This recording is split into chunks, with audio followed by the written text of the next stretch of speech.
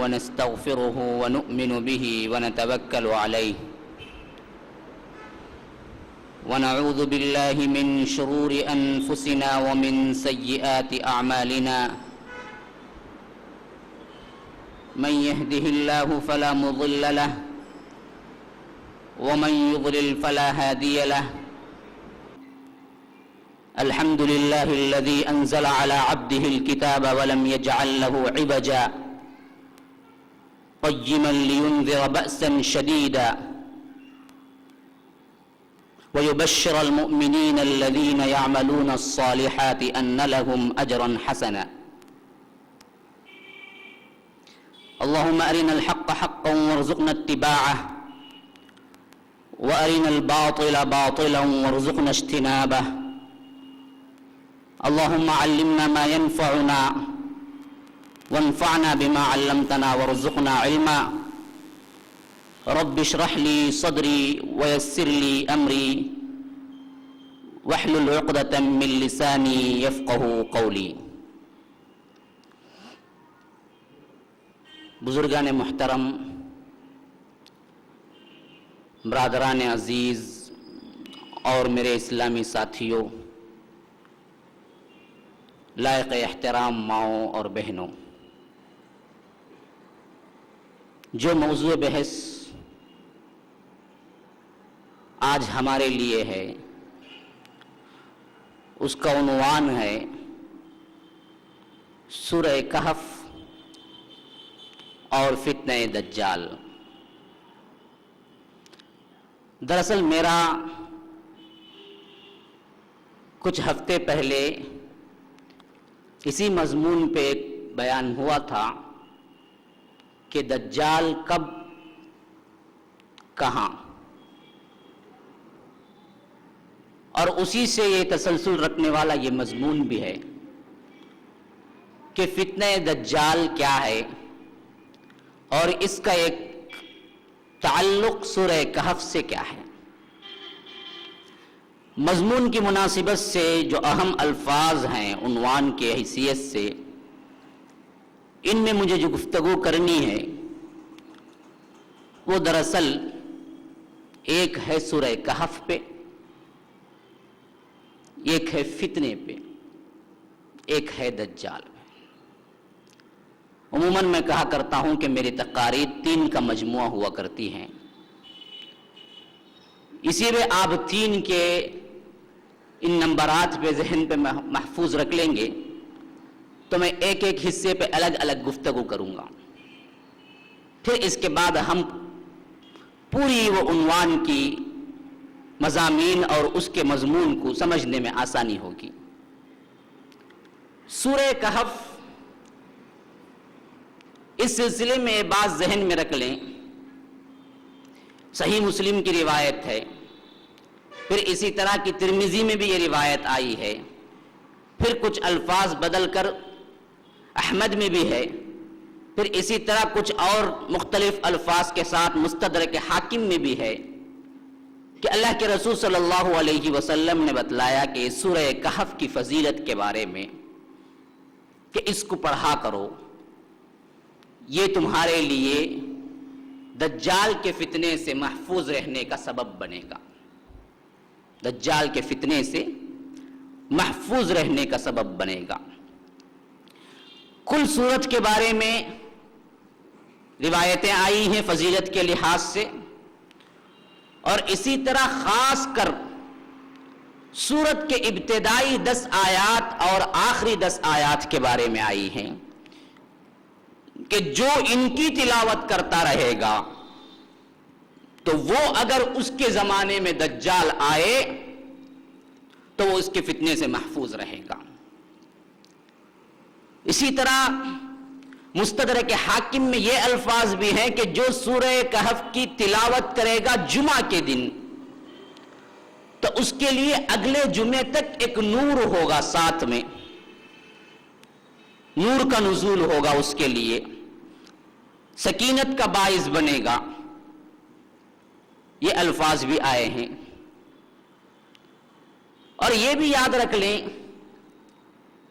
اس سورہ کہف ہی کے سلسلے میں یہ حدیث بھی ہمیں ملتی ہے صحابہ کرام میں، حضرت اسید ابن حضیر کا واقعہ ہے۔ انہوں نے بیان کیا ہے کہ میں ایک مرتبہ رات کے موقع پر تلاوت کر رہا تھا، اور وہ تلاوت کلام پاک تھا سورہ کہف، سورہ کہف کی تلاوت کر رہا تھا۔ پاس میں جو جانور میرا بندھا ہوا تھا اونٹ، میں نے دیکھا کہ وہ بدکنے لگا ہے۔ عموماً یاد رکھ لیجئے جانوروں کے حسیات جو ہیں وہ انسان کے معاملے سے کچھ زیادہ ہیں۔ بعض جانوروں کو بعض کیفیات میں انسانوں سے بھی زیادہ حصہ ملا ہے، جیسا کہ یہ بات تو آپ لوگ جانتے ہیں، زیادہ تر سونگھنے کی جو حصہ ہے وہ کتوں میں زیادہ ہے بنسبت انسان کی۔ اسی لیے تو کیا ہے، اس کے لیے جاسوسی وغیرہ کے لیے کتوں کا انتظام کرتے ہیں، ان کو باقاعدہ اس کی ٹریننگ دیتے ہیں۔ اسی طرح کسی شے کے آنے کا جو ہے معاملہ، اس میں بھی کیا ہے، طاق ہیں۔ اور اسی طرح یاد رکھ لیں بعض اوجھل جو چیزیں ہیں ہمارے سے، لیکن جانوروں پہ اثر انداز ہوتا ہے اس کا، جیسا کہ عذاب قبر کے بارے میں آیا ہے کہ اللہ کے رسول صلی اللہ علیہ وسلم نے یہ فرمایا ہے کہ مردے پر جب عذاب قبر ہوتا ہے، اور خاص کر وہ مار کے بارے میں جس میں کیا ہے، لا دریت ولا تلیت کہہ کے فرشتے ماریں گے، وہ کرز اور وہ ہتھوڑے کے ساتھ جو مار پڑتی ہے، روایتوں میں آتا ہے کہ اس وقت مردہ چیختا ہے، اور اس چیخ کی آواز کو سوائے جن و انس کے ہر کوئی سنتا ہے۔ اور میں دعا کرتا کہ یہ جن و انس کے لیے بھی سنائی دے، لیکن مجھے ڈر محسوس ہوا کہ کہیں مردوں کو دفنانا نہ چھوڑ دیں، اس وجہ سے میں نے دعا نہیں کی۔ اگر کرتے اللہ کے رسول تو ہم کو بھی سنائی دیتا کہ عذاب قبر کی بعض چیزیں، خاص کر ہمارا علاقہ تو قبرستان کے پاس میں ہے، لیکن کیا ہے، اللہ کے رسول نے دعا نہیں کی۔ تو یاد رکھ لیجئے اسی طرح یہ احوال جانوروں پہ منکشف ہوتے ہیں۔ یہاں پر بھی معاملہ ایسا ہی ہے کہ حضرت اسید ابن حضیر کی تلاوت کو سننے کے لیے فرشتے آئے تھے، جن کا آنا معمولی نہیں ہے۔ یاد رکھ لیجئے وہ ایک اور مخلوق ہیں، ان کی الگ کثافتیں ہیں، ان کے الگ وزن ہیں، ان کے الگ احوال ہیں، لیکن حضرت اسید نے تو محسوس نہیں کیا اس کیفیت کو، لیکن جانور کے لیے جو پاس تھا اونٹ، اس کے لیے سنبھالنا مشکل ہو گیا۔ گویا کہ جب کوئی جانور پریشان ہوتا ہے تو وہ عام طور پر بدکنا شروع ہو جاتا ہے، بھاگنے کی کوشش کرنا شروع کر لیتا ہے۔ اب کھوٹے سے بندھا ہوا جانور ہے، وہ کہاں جائے تو رات کے وقت تو بدکنا شروع کر دیا، تو میں نے تلاوت چھوڑ دی اور اٹھ کے آ گیا تو معاملہ کیا ہے دیکھوں، اور دیکھتا کیا ہوں کہ ایک بادل ہے، بدلی ہے، جیسا کہ ہم دیکھتے ہیں کہ جب بارش ہوتی ہے آسمان پہ آپ دیکھیں گے کہ ابر تیر رہا ہے، وہ تو بوجھل ہیں، پورے ہواؤں سے فضاؤں سے لدے ہوئے پانی کے بڑے بڑے گویا ٹینک ہیں، وہ ہاؤس ہیں، جو انہی سے تو ٹکراؤ کے بعد بارش ہوتی ہے۔ اللہ تعالیٰ نے زبردست انتظام کیا ہے اس کا، کہیں فرمایا کہ آسمان سے نازل کیا ہے، کبھی کہتا ہے کہ ہم نے بادلوں سے برسایا ہے۔ آج کی سائنس پروف کرتی ہے کہ بادل سے بارش ہوتی ہے، 1400 سال پہلے قرآن کہتا ہے کہ ہم بادل سے برساتے ہیں۔ اس وقت تصور بھی نہیں ہوتا کہ بادل سے بارش ہو رہی، وہاں پر تصور تھا آسمان سے ہو رہی، لیکن یہ ذکر بھی ہے غمام بادل کا۔ تو یہ بادل جو بدلی ہے، ایک بدلی اوپر کی طرف اٹھ رہی ہے، جا رہی ہے، پھر اس کے بعد معاملہ میرا بھی ٹھنڈا پڑ گیا، خود وہ جو کچھ تھا جانور وہ بھی تو خاموش ہو گیا، میں بھی خاموش ہو گیا۔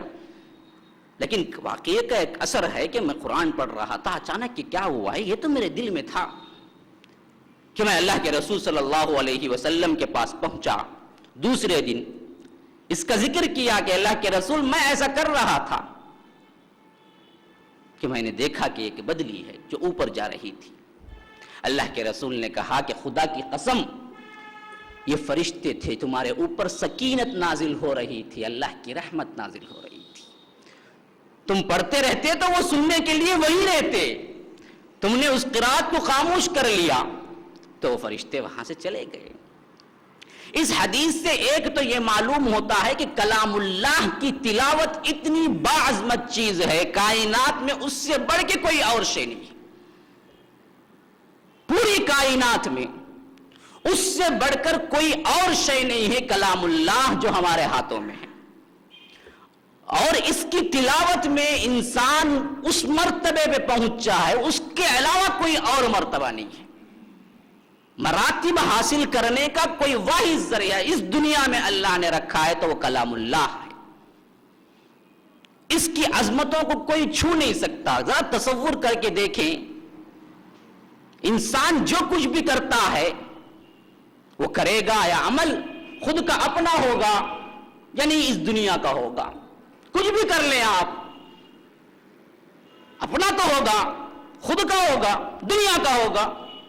کوئی بھی عمل ہو، کوئی بھی کام ہو، کوئی بھی تھاٹ ہو، کوئی بھی سوچ ہو، کوئی بھی قول ہو، کوئی بھی فعل ہو، لیکن ایک کلام اللہ ہی ایسی چیز ہے جو کائنات کی نہیں ہے، خدا کی ہے، جو کائنات کی نہیں ہے، مخلوق کی نہیں ہے، اللہ کی ہے، وہ خالق کی صفت ہے۔ اللہ نے اپنے زبان اپنے کلام میں فرمایا، وہ کلام ہم اپنے منہ سے ادا کرتے ہیں، اس کی عظمت کا کوئی اندازہ لگائیں آپ، وحی الہی کا کوئی اندازہ لگائیں آپ۔ لو انزلنا هذا القرآن على جبل لرأيته خاشعا متصدعا من خشیۃ اللہ، اسی لیے تو اللہ نے کہہ دیا کہ یہ قرآن کے بارے میں اگر تم دیکھنا ہو تو دیکھو اس آیت میں نظر رکھو۔ اگر ہم اس کو جبال پر بھی اتار دیتے، پہاڑوں پر بھی اتار دیتے کہ تم دیکھتے، خشیت سے اس کو سہنے کی ہمت خود پہاڑوں کے اندر نہیں ہے، تم ریزہ ریزہ ہو جاتا پہاڑ، اس کو اٹھانے کی ہمت نہیں ہے۔ خود اللہ کے رسول کو وہ پاور عطا کیا گیا تھا تب کہ حاملین قرآن اللہ کے رسول ہوئے ہیں، ورنہ کسی عام انسان پہ ہوتا تو وہ چورا چورا ہو جاتا، جیسا کہ زید بن ثابت کہتے ہیں کہ ایک مرتبہ اللہ کے رسول کے کچھ حصہ میرے ران پہ تھا یا سر تھا، وہی کا نزول ہوا تو ایسا محسوس ہوا کہ میری ہڈی ٹوٹ جائے گی، صرف ایک حصہ، معمولی انسان سنبھالنے کے بس کی بات نہیں ہے تلاوت کلام اللہ۔ تو اس حیثیت سے یاد رکھ لیجئے سورہ کہف کی یہ گونا تعلق فتنہ دجال کے ساتھ ہے، اور اللہ کے رسول صلی اللہ علیہ وسلم نے جو کہا ہے کہ ان کی خاص کر 10 آیتوں کے ابتدائی اور آخری کل بڑی فضیلت ہے کہ جو پڑھتا رہے گا اس کے لیے حفاظت کا ایک پیغام ہے کہ وہ فتنہ دجال سے محفوظ رہے گا۔ میں انشاءاللہ اس کی کل تفسیر اگر ہو سکے مجھے وقت ملے، یہ کیوں کہا گیا ہے، کیا مضامین سورہ کہف میں مضمر ہے، چھپے ہوئے ہیں، ان پہ گفتگو کروں گا انشاءاللہ العزیز، لیکن پہلے ان 2 باتوں پر فتنہ اور دجال کے سلسلے میں بعض ضروری حقائق بیان کر کے میں مضمون پہ آؤں گا۔